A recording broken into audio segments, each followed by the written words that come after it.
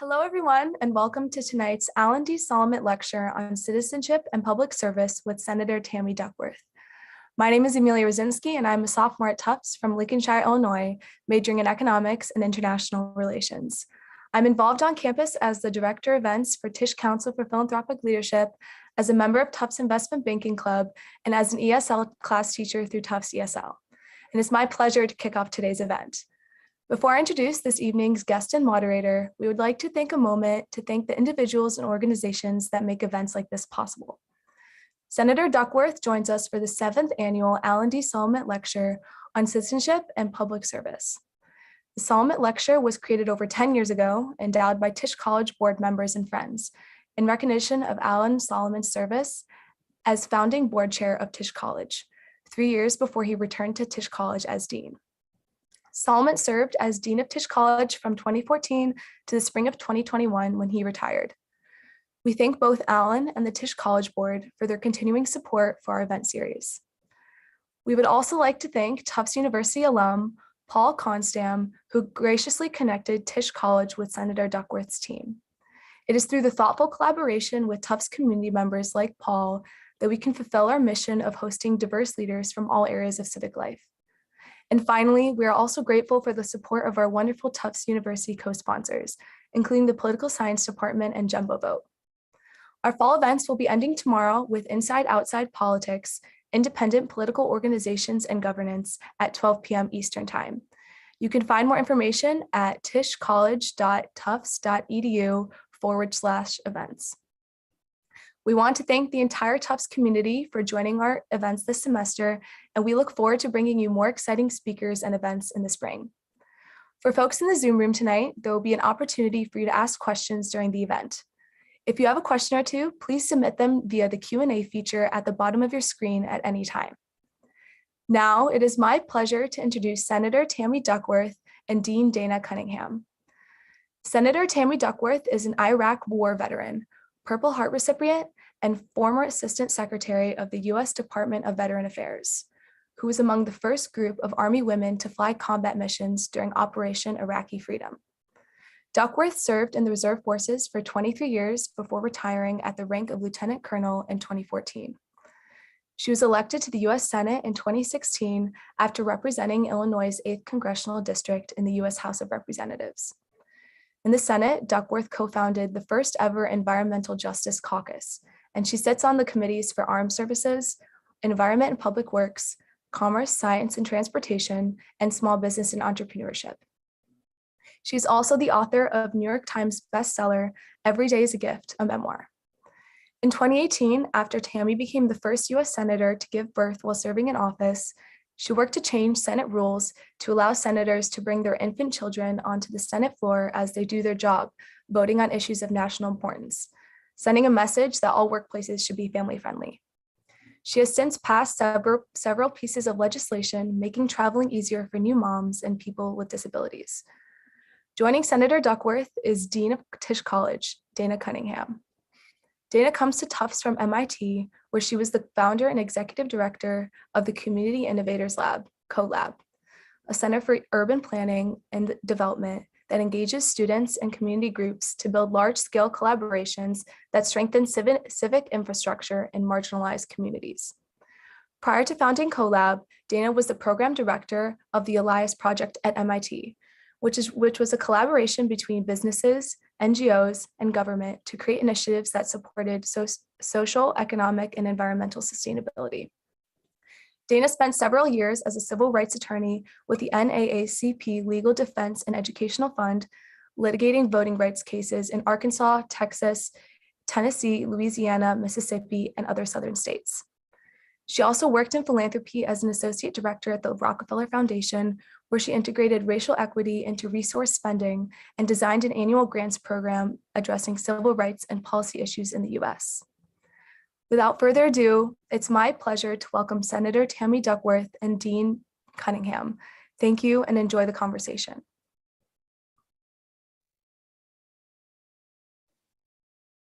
Amelia, thank you so much for that wonderful introduction. And Senator Duckworth, it is just such an honor and a privilege to have you with us tonight. Just thank you for your time and for your leadership. I have to say, we've hosted a lot of political leaders over the years and leaders who have written books, but your book, written with so much sort of personal insight and candor, was just extraordinary. What an incredible read. Thank you so much for that. Oh my goodness. Well, thank you. I'm glad you enjoyed it. So I want to say that your story is so extraordinary, obviously, and you've got this wonderful, kind of almost in some ways raw and beautiful book. Tell us a little bit about why you decided to write the book, and tell us a little bit about the title, Everyday Gift. Oh, let me do my. Oh, there you go. Thank you. So I wasn't intending to write a book. I actually, before COVID shut everything down in 2019, in October, had gone to my 6-year-old daughter's Halloween party at her school, at her preschool. And there they had all sorts of events, typical Halloween at a preschool is outdoors, and there was events, and there were things like 3-legged races and stuff. And I couldn't do the 3-legged race with her. I mean, I could, we just would have no chance at winning. But so I was there, and that night she had a moment, and every night I read her a story, a chapter book. I read her several chapters, and we have this sort of the sacred time for us where we can ask each other questions, and we promise to answer them. I hope this will go into her teenage years, although I hear that is a pipe dream of mine. But she said to me, she's like, how come someone else's mommy couldn't have gone to war? Why did it have to be you that lost your legs? Because I really wanted to run in that race with you, and we couldn't do it. And it was just a dagger to the heart. I mean, I knew that as a mom, I was going to have to deal with this someday. And I'd always spoken with my daughter very openly about having been wounded in combat, and so I started writing little paragraphs in my notes apps on my phone, trying to explain to my daughter why it was worth it. Why was it worth it to go lose my legs? And over, months, every time I was in an airport waiting to get on an airplane or something, I would say, well, mommy was hungry, and there was a teacher it was a public school that I could go to, unlike kids in other countries that can't go to school if you don't have the money to afford school. When I was hungry, there's a teacher who bought me lunch, and all those sorts of things. And then after about 6 or 7 months of this, my chief of staff said to me, what are you doing on your phone, as we were sitting around waiting for something? And I said, oh, I'm just writing letters to my daughters explaining why America is worth the sacrifice. And she's like, she took it from me and she said, this is a book. And then COVID hit and everything shut down, and it was the perfect timing. So I thought, okay, I'll try to put this together in an organized way. But it's really, the book is really a letter to my daughters. It's really a love letter to America, to explain to my daughters why America was worth it. That's beautiful. One of the things that was so striking to me is how you present the stories of, in some cases, cruelty, even within your own family. But you do it with such kind of insight and love, and kind of just this even measure of explaining, well, these were the circumstances that my mother and her sister were in when we were in my aunt's house. And I'm just wondering, and so I'm just wondering how you came to have that sort of clarity and humanity in addressing what seemed just at times like cruelty and unkindness and inhumanity. Yeah, it's a journey of personal growth. I don't know that I could have written this book in my 20s. And I will tell you, in the process of writing the book, I never intended to write about my father, but I was writing the book. It became very clear to me that I had to explore my relationship with my dad. And he becomes, it actually becomes a central theme in the book. It really allowed me to work through my very mixed feelings about him. I think as I've gotten older, I've gained perspective, and I try to, in my work every day in the House and in the Senate, I try very hard to sort of picture where the other person is coming from. And I will tell you, I've always said, I can work with anyone as long as I feel that they love this country as much as I do. They're just coming at it from a different perspective, and so I try to apply that to when I would be beaten by my aunt, and telling that story about, but you know what, this was the circumstance. This was normal at the time, and we certainly wouldn't condone it today, but this is why. Because every day that I'm in the Senate, I try to understand the motivation between, for my colleagues. I got to tell you, Donald Trump tested my theory of, I can work with anyone as long as I think that they love this country as much as I do. He's like, I sincerely don't think that he did. And the book is called Every Day is a Gift, because every day I try to honor the men who saved my life. Every day is a day that I'm alive when I shouldn't be alive. And I need to try to do better. And that means trying to take on other perspectives, even if they seem very different or even abhorrent, and try to understand. Well, we sure need more of that in this country right now, don't we? Well, we try, yeah. So you grew up in your early years biracial in post-Vietnam, Southeast Asia, and you've got a lot of painful stories and some hope-filled stories about what that was like. This country increasingly is becoming a multiracial society. And so your insights on that, can you share a little bit about that? What was that like? And how was it different when you got to the US? Yeah, so, I grew up post-Vietnam as a biracial child. I was not treated very well, because even though people admired the way I looked because of the standards, Caucasian standards of beauty, people had sort of taken that in. And, even now to this day in Asia and in Africa, people still sell skin whitening creams. It's still something that, oh, look at how pale you can be.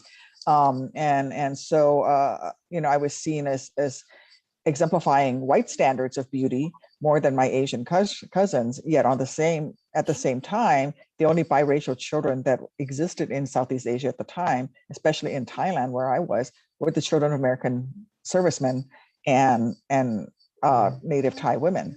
And so that was not a positive, a positive background to have. Now, if you go to Southeast Asia, people they all claim to be biracial, and it's actually seen as a statement of privilege to be biracial, because usually now it's because one of your parents was wealthy enough to go to school in the United States or in Europe and found themselves a foreign spouse. So it now becomes it's a privilege thing. So all the models are biracial now. But when I was younger, it was because, you're the child, you're the daughter of a prostitute, even if you are not. That's really interesting to sort of understand the social context that changes everything, right? It does, yeah.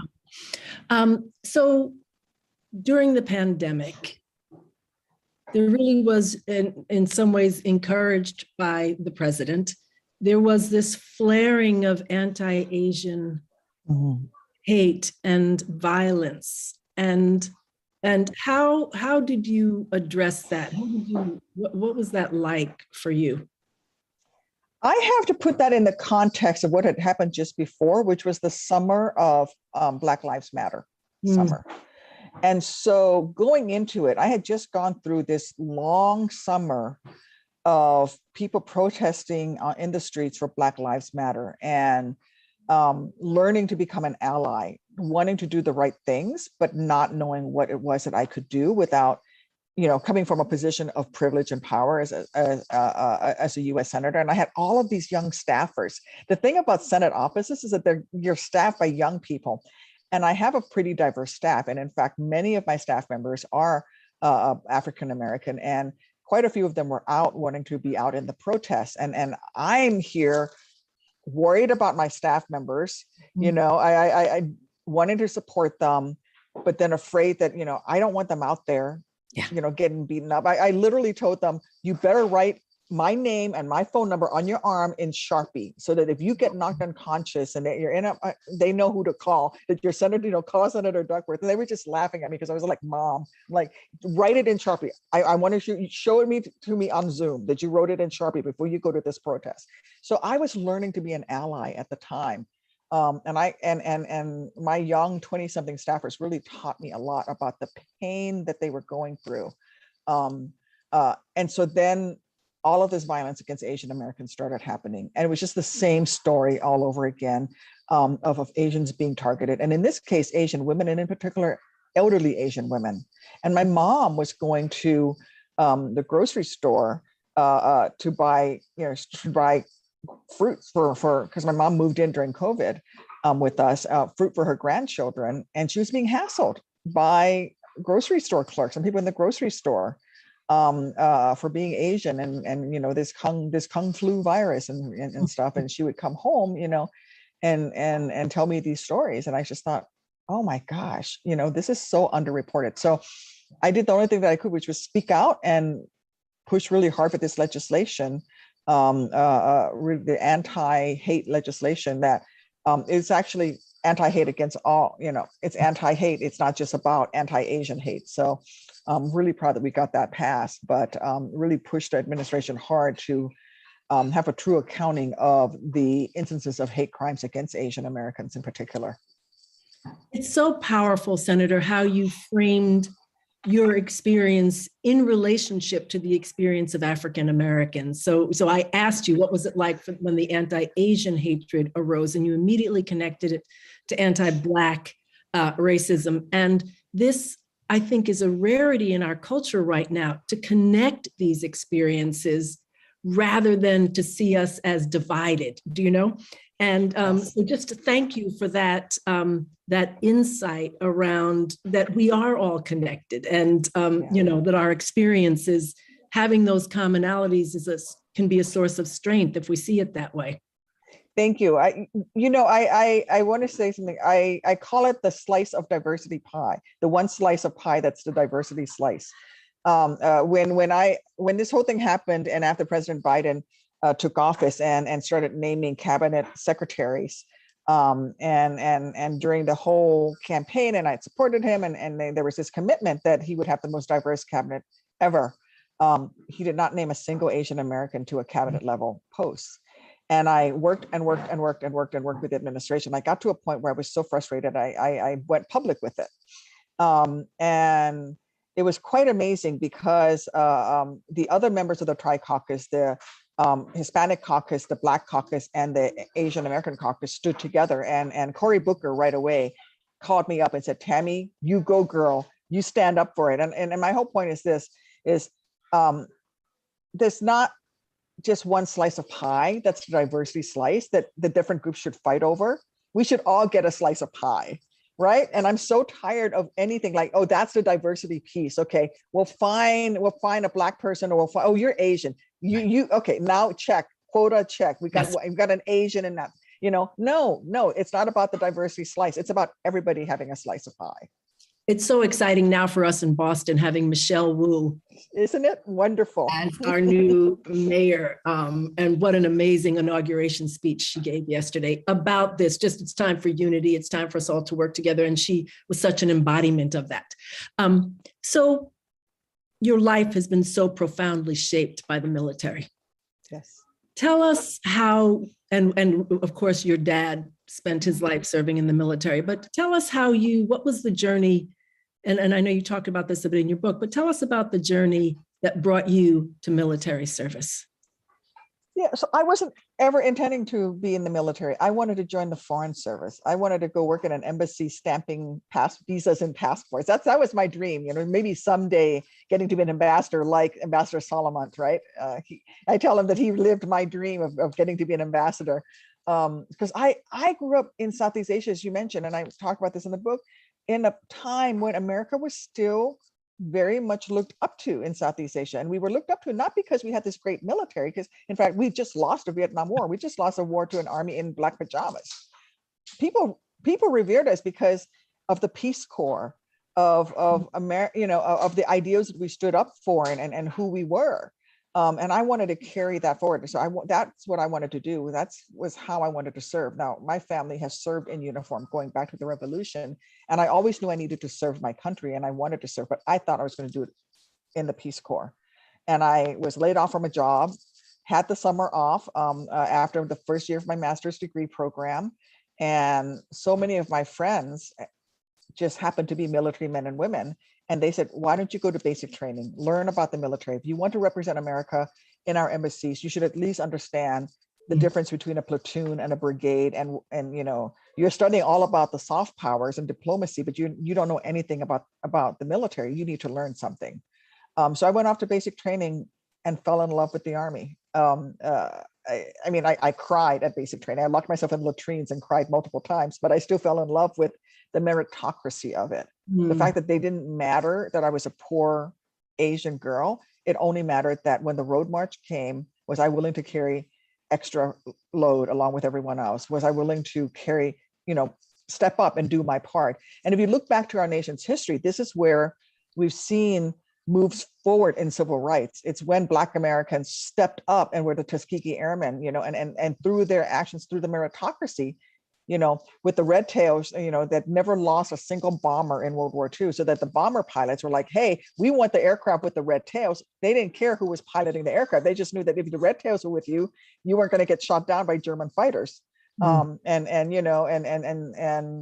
of those steps forward with the Asian Americans in Europe, what they did, the 442nd Regimental Combat Team and the 100th Battalion, who that fought even as their family members were in internment camps in America.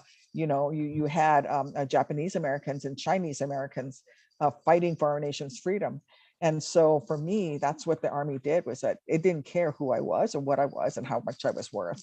My only worth in the Army was I willing to shoot straight, and was I willing to stand shoulder to shoulder with my comrades. And it's the most, other than my two girls, it's the most rewarding experience I've ever had in my life. And I do it all over again.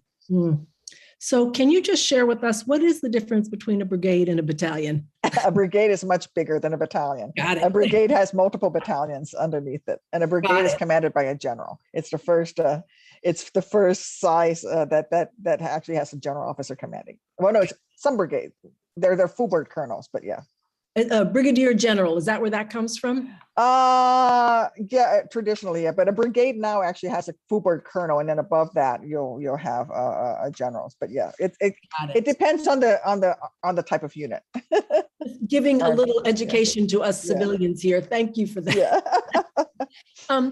So you've had a life of extraordinary hardship and triumph, obviously, but the hardship of being separated from your mother at a very young age, near homelessness, fleeing war, so much that you have overcome, obviously losing your legs, understanding you'd never fly a combat mission again.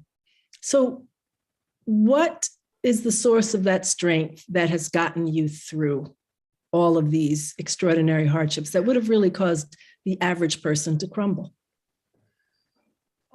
I think for me, recognizing that there were other people there with me every step of the way. I didn't do any of those things on my own. When I was hungry, as I said, I talk about this in the book. I had a high school teacher who bought me dinner, even if I didn't know that's what he was doing. I talk about being a 16-year-old thinking this, high school yearbook advisor was incredibly incompetent because he kept a bunch of us kids after school all the time. And then he'd have to, buy some Taco Bell for us. So it turns out we were all the food stamp kids. And he only did that at the end of the month when the food stamps had run out, and he knew we would go home to no dinner. So he would find excuses to feed us. So all along there were people there, and those were the gifts in my life, right? When that rescued me time and time again. And it's just, I've always been a plotter. I've never been like, I always talk about, I never win the races, but I always finish the race. So for me, it's always been like just one foot in front of another. Just my daughters love Frozen. And there's this great song in Frozen 2 that says, do the next right thing. Like do the next, don't worry about the entire, just do the next thing that you think you can achieve. And that for me has been, I've always survived. Thank you for that. So, and you detail these adversities in your book in quite some detail. And so what was that like, sort of documenting for your daughters and kind of reliving some of this stuff as you wrote the book? I mean, it was somewhat cathartic, but I really want to be very clear because my daughters are children of privilege. my daughters are children of privilege. They've never been hungry a day in their life, not truly hungry. They've never had to fear for their own safety. Yes, I'm Asian American. Yes, I'm biracial. My daughter's only a quarter Asian. They don't look Asian. And my family's history does not subject them to potentially being killed the way a Black child family heritage. And just a fact of the matter, they're born Black, they're subject to potentially being the victim of crime or police brutality, or, and so I wanted my daughters to understand what people go through, because I know that if I do my job as a mom, they won't have to go through that. And they're born as senators, senators' daughters. They're in, during COVID, when everybody was struggling, they had internet access. They had a mom who could homeschool them. They had a mom who could take time off from work and be home and make sure that they were homeschooled. They have all of these things. They have healthcare. And so I wanted them to truly see and understand how America is there, not just for people like them, but for people who have nothing, and what the promise of this nation is. Thank you. Actually, we can hear them just a little bit in the back. Oh, I'm sorry. No, it's wonderful. It's wonderful. You shared with us off camera your rule that if you can hear with somebody in the background, you have to see them.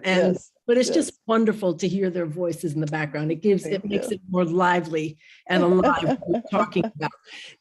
But so you decide to run for office in 2005, the day after you checked out of Walter Reed. So you still have the IV in the arm and you announced your candidacy. What possessed you in that condition to just declare this challenge for yourself?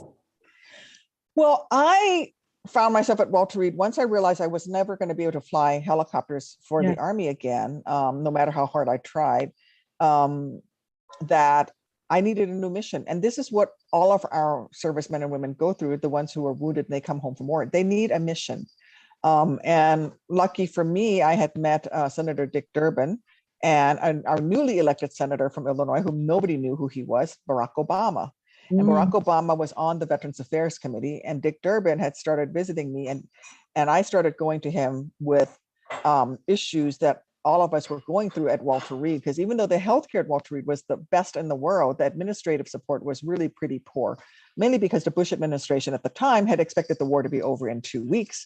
Walter Reed was on the base closure list, which meant that Walter Reed did not have the funds to do things like fix the mold and repair and hire new staff. And they were flooded with all of these war wounded who were staying there for, not 1 or 2 weeks, but literally 12 months or 2 years. And so after about 9 months of contacting Dick Durbin and testifying before Senator Obama's Veterans Affairs Committee, Senator Durbin called me up and said, you need to run for Congress. You need to advocate for veterans because there's obviously an issue here. And the best thing you can do is not go back to your civilian job, but to run. And I thought about it, and I joked that I was medicated when he asked me because I was due in the hospital. But that's when I decided, okay, this is my new mission. So I became a veterans advocate. Fantastic. So you actually don't win that first election. How did your initial loss impact your future campaigns, which obviously were quite successful? I think it was good. I think that I would have been okay as a congressperson had I won that first time, but losing meant that I face a fear of losing. Right, that's done. I know how to lose a campaign. Now it's time to try to win one. But more importantly, I became the director of Veterans Affairs for the state of Illinois. And that gave me executive branch experience at the state level. So I learned firsthand how state government truly works. And I had to work with the state legislature. I had to work with multiple governors over my time there. And then President Obama is elected. And he appoints me to the federal VA as an assistant secretary, one of 6 assistant secretaries. And there I learned about the executive branch at the federal level. So by the time I realized that I would probably have to run for Congress again if I truly wanted to work on some issues that had to do with veterans, I was ready. I knew how the executive branch worked. I knew how the state worked. And I'd already lost a race, so I wasn't afraid of losing because I knew my word wasn't going to end if I were to lose it. And I was just a much better candidate the second time around. So doesn't seem like you're afraid of much. And so I'm afraid of lots of things. I just keep going. That's what I tell folks is like, be afraid, acknowledge it, but keep on going. I hear that. But so in the book, you talk about Donald Rumsfeld coming to visit. Yeah. Yes. So I never supported the war in Iraq. I thought we should have been in Afghanistan finishing that mission. But as a soldier, I took an oath to defend the Constitution, and the President of the United States and the Congress of the United States had said that we needed to go to war in Iraq. And I truly believe in the Constitution, which meant that my personal opinion did not matter. So I went, and I'm proud of my service. I'm proud of my time there. I would do it again. But I certainly thought that the war was an ill plan and a bad decision, and that certain folks like Donald Rumsfeld and Dick Cheney were the warmongers who created this artificial crisis that we then entered into. So Dick Cheney's going around visiting the war wounded, patting people on the head, metaphorically. And a colonel comes to my room and says, "Hey, Dick Cheney's coming. The Secretary of Defense is coming. Or you're so lucky. He's going to come talk to you and maybe give you one of his coins and tell you what a good job you did." And I said, "Do I have to see him?"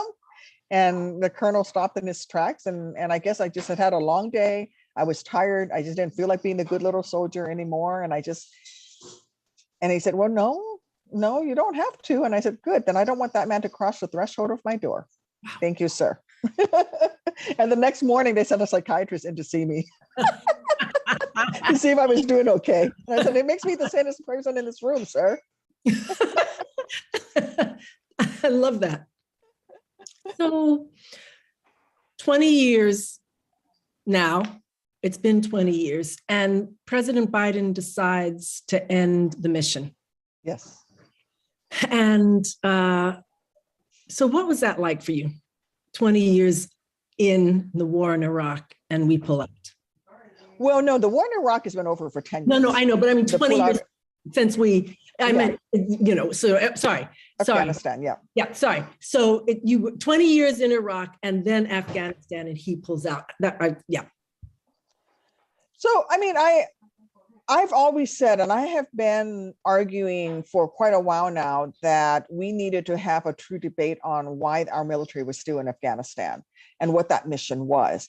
Because if that mission is to protect the women and girls of Afghanistan and to nation build, then we have been funding the wrong department to do that job. Yes. The military's job is to come in and blow things up and kill the enemy. The military's job is not to come in and build a government. It's not the Army's job to come in and teach people how to set up a judiciary and how a police force works and any of that.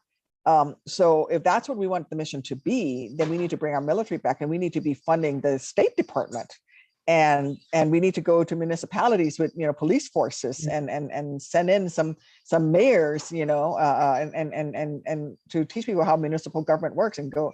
And so that has always been my position, that the mission in Afghanistan ended a while ago, and we those people in power have not done our job by not having the real discussion on what we should be doing. The president has been very clear all throughout his time, even as vice president, that if he had his way, he was going to pull the troops out, and that's his decision to do that. I am devastated by what happened to our Afghan allies and push very hard to get as many of them out as possible. I'm devastated for Afghan women and girls, but frankly, our military doesn't belong there anymore. And if we want to fix the problem, then we should be sending the State Department and investing in those resources. That's really helpful. It's just the wrong unit of government there. That's a really helpful way to understand it. Right. So you began by saying, I can talk to anybody as long as I understand that they love this country as much as I do. And then there's January 6th, and you have people with military and combat backgrounds on the Capitol steps. Mhm. And what was that like for you? And how have you come to think about it since now almost a year in? Betrayal. That's the word that comes to mind. Betrayal. Mm. It's a betrayal of the oath that those veterans, and some of them were police officers too, took. And to me, it was, I've served all around the world. I was in Egypt. I've been in Guyana. I've been all over the world. I never thought I would have to defend my own nation's capital from insurrectionists. And that's what had to happen that night. And just to see that there were military men and women, because they were in the combat gear, beating Capitol police officers with the American flag, to me was betrayal. And I actually gave a floor speech that night. I was asked to talk about it. And I gave a floor speech that night. And I was so furious that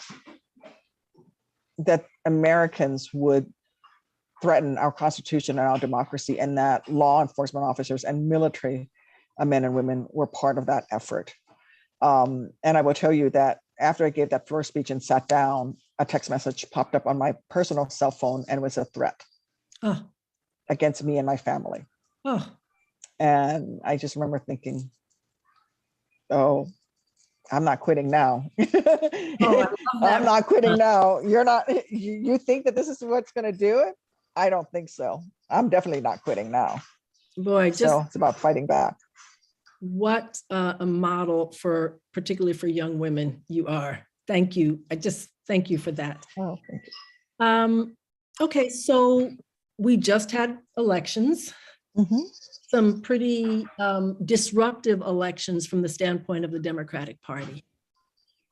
And there's been a lot of criticism of the Democratic Party, your party. How do you think about that? And what do you think this means for the party? What do you think this means for the nation? And what do you think it means for the other party? Like, what's the pathway right now?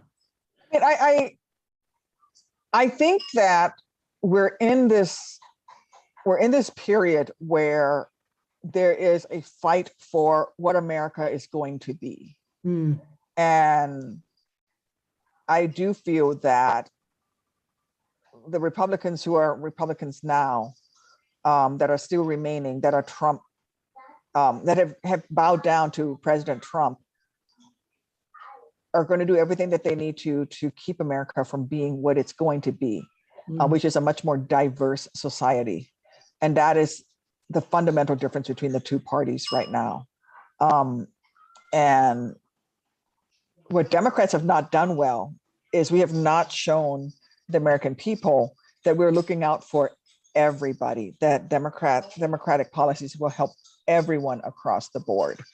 And the election that happened in Virginia, I think was a great example of what I call the circular firing squad of Democrats. We should have passed the Build Back Better infrastructure, the Build Back Better bill, and we should have passed the infrastructure deal 6 months ago, so that people can see that we can govern and that we're going to help make their lives better, so that the 3 and 4 year olds that are going to get free universal pre-K under Build Back Better, should have felt that at the beginning of this school year, not next school year. That we should have had paid family leave and do all of those things. So the blame is on Democrats for not delivering for the American people. And you got one party that is fear mongering and another party that's trying to govern. But that said,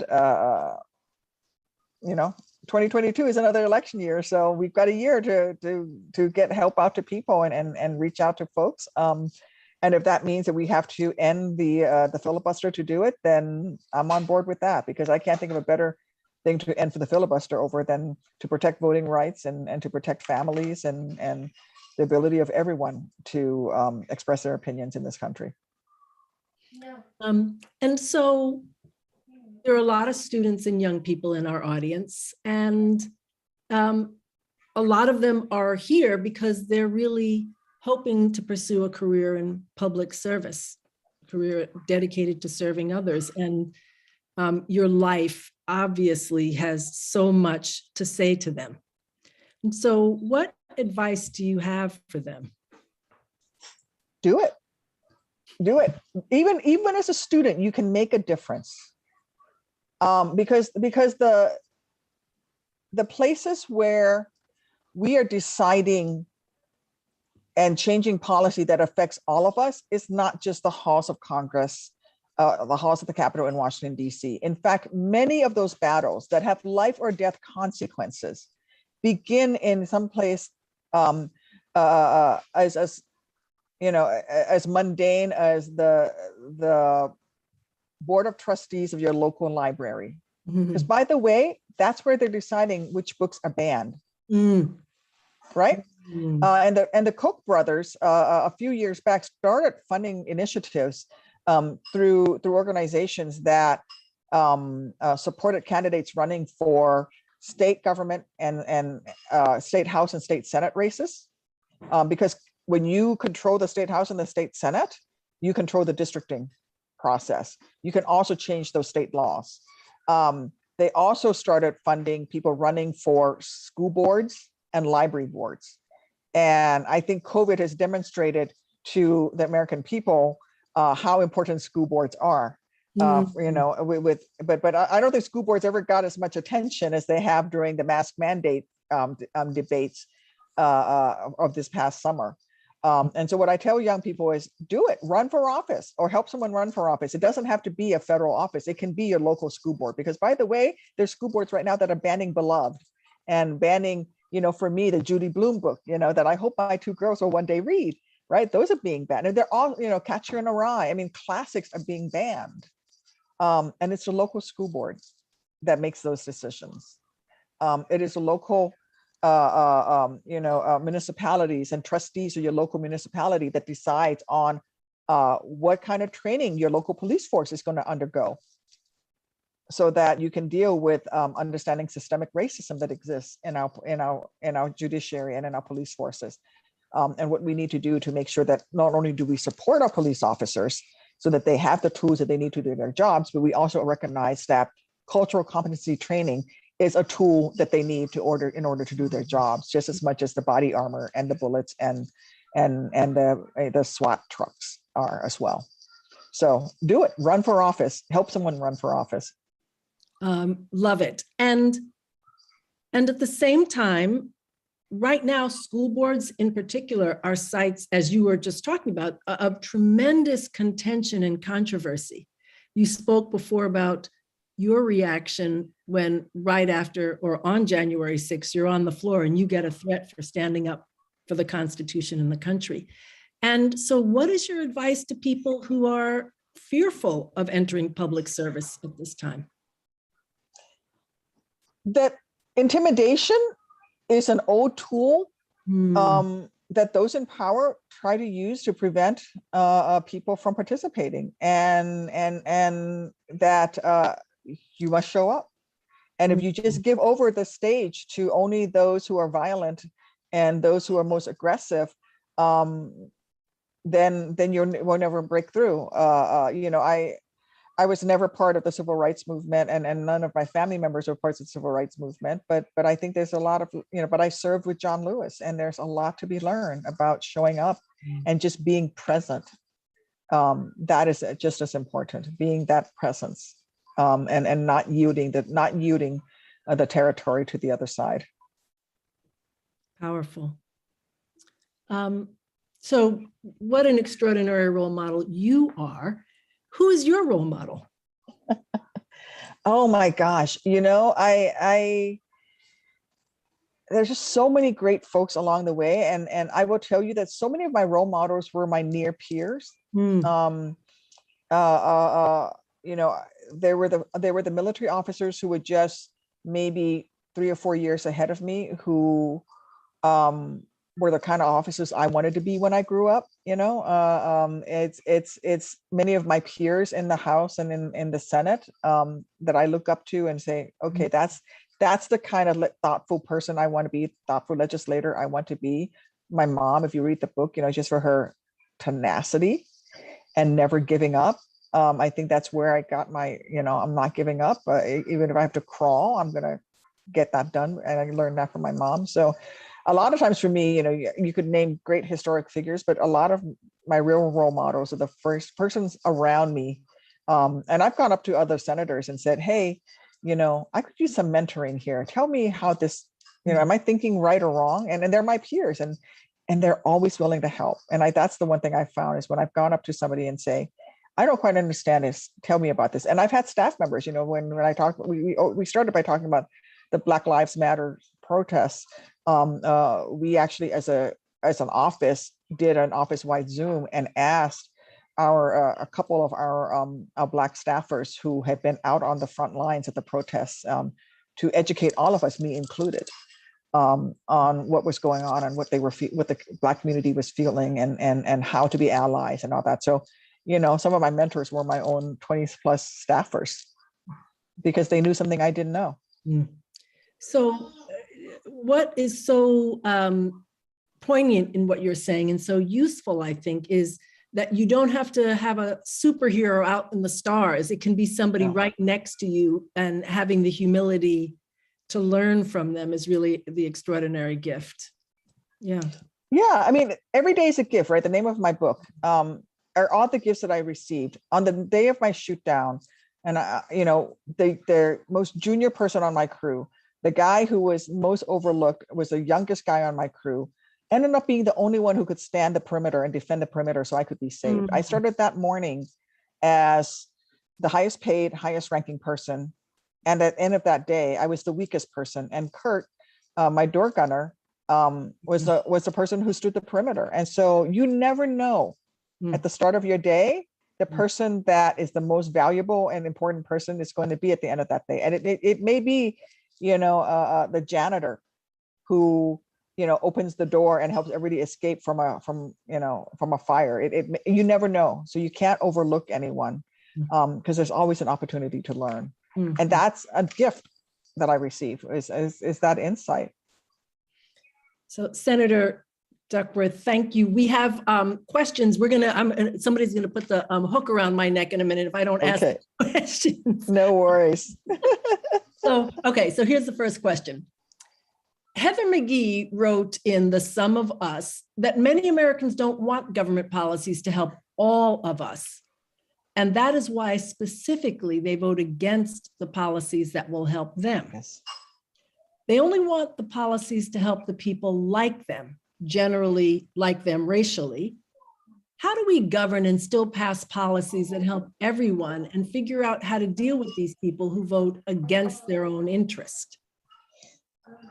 I get this all the time, and really it's about showing them that they're going to get something out of it. I get this all the time where people, I'll go to parts of Illinois that are very red and they'll say like, I want you to save Medicare for me, not for those illegals. And I'm like, well, the undocumented don't get Medicare. So it's, they're not taking it from you. So don't vote against, programs to expand Medicare, because it's only going to help you. You're going to be able to get hearing aids and dental treatment if you let us, if you let us do that. So really, I think you have to be hyperlocal. With all the big trends that are going on, I will tell you that no matter where I go, people care about the same things, which is their mortgage, which is their health care, and whether or not their kids are going to be better off than they are. And you just, as a public servant, I have to learn to speak to my constituents, no matter who they are, in those terms, and to convince people to vote for what will help them, and not necessarily say, hey, I want you to vote for this because it's going to help that other guy. I have to tell them how this is going to benefit them. It may help the other guy, but you're right. Heather McGhee is absolutely right. I get that all the time, and really for me, it's refocusing the person's attention on how is this going to help them, or how is this going to help the nation, is one way that I've been able to break through. Got it. Got it. Thank you. So now we have Gresh Lattimore, who has a question for you. And Gresh is a Tufts alum. He's a jumbo. Senator, thank you for all you've said, and certainly for your military and political experience, because we need more of you in Congress. Well, thank And you. what I'd like to have you talk about a little bit, how do you talk to a Lindsey Graham in Congress? What's it like with some of these diehard Trumpists that you have to deal with? Is there a common ground?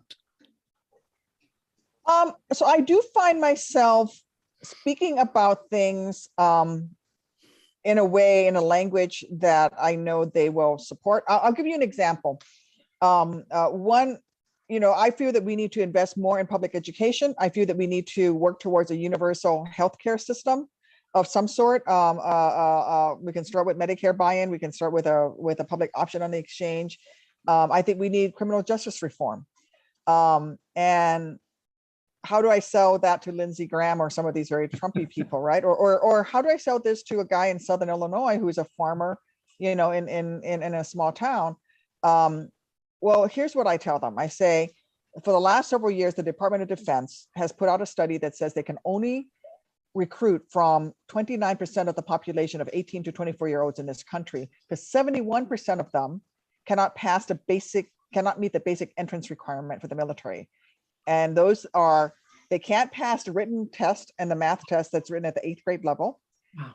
They have some sort of childhood health condition, usually obesity, ADHD, that went untreated because of lack of health insurance, or they have some sort of felony conviction, usually tied to the war on drugs and marijuana possession, even in a state where marijuana is now legal. So what's the point of spying, $100 million F-35 fighter jets if we don't have the people to fly them or fix them, because the military can't recruit, because we've abandoned our public education system. So why don't you go ahead and vote and support more money for public education? And why don't you go ahead and support, better healthcare for young kids, and universal pre-K, because that's going to provide you with the military men and women that you really want to vote for. So I find myself trying to speak in those terms. I talk to farmers about, how important it is to invest in ag and invest in food stamp programs, because nutrition is important. Without good nutrition, kids can't grow up to be, members of the military. They can't grow up and the way that we need them to grow up. So let's invest in nutrition programs. I find myself maybe as a translator often, but coming from, the Midwest, and coming from when I represented a congressional district, it was a very moderate district. 80% of my old territory was Henry Hyde's old seat. I learned to speak to folks in a language that they understand. Thank you. Thank you.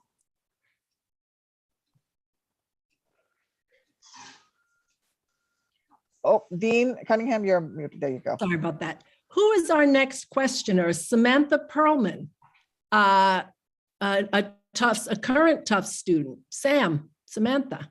Yes, thank you so much. And Senator Duckworth, this is an amazing opportunity to hear you speak, and you're such an inspiration to us all. Again, I'm Samantha Perlman. I'm a dual degree student at Tufts Urban Environmental Policy and Planning, as well as Boston College Law School. And I really appreciated your comments about the importance of local government. I'm actually a city councilor in my community, and I'm very interested in your thoughts on my question, which really builds off some of the comments that you already addressed. So my question is, how do we support more young women in running for and being retained in elected office?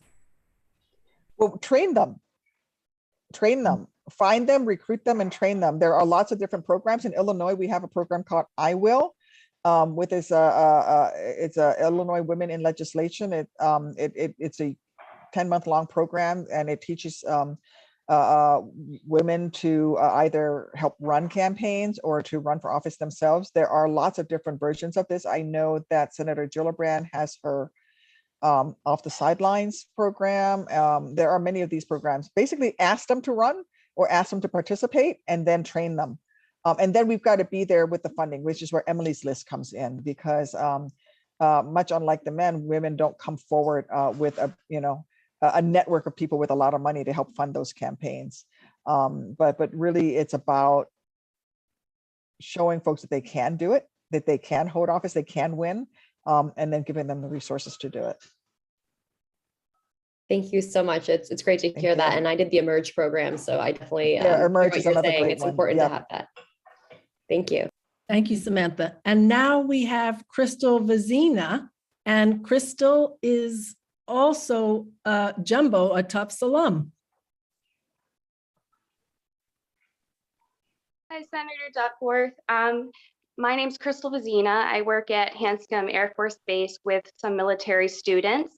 And I'm interested to hear what you think universities such as Tufts can do to better support their military and veteran students. Oh, that's a good question. Well, helping them be able to transition from the military to the civilian world, and also supporting them either with educational programs for those members of the military, but also helping them figure out what the civilian equivalent skills are of the jobs that they're doing in the military, so that when they do leave the military, they can make that transition to a civilian job. And in fact, we talk about veterans homelessness, and people think that veterans become homeless if they have untreated PTSD or it's a medical condition. Actually, the number one determinant of veterans homelessness is an inability to get a job. And that is tied to, teaching them, somebody who's a tank mechanic, what kind of a job can they get? There are not a lot of civilian tanks out there, but helping them figure out what that civilian equivalency of those jobs would be, giving them credit for the training they received in the military towards a degree program that they can participate in with a school like Tufts would be really great. But really just helping them bridge that divide from the military to the civilian. Thank you. Thank you.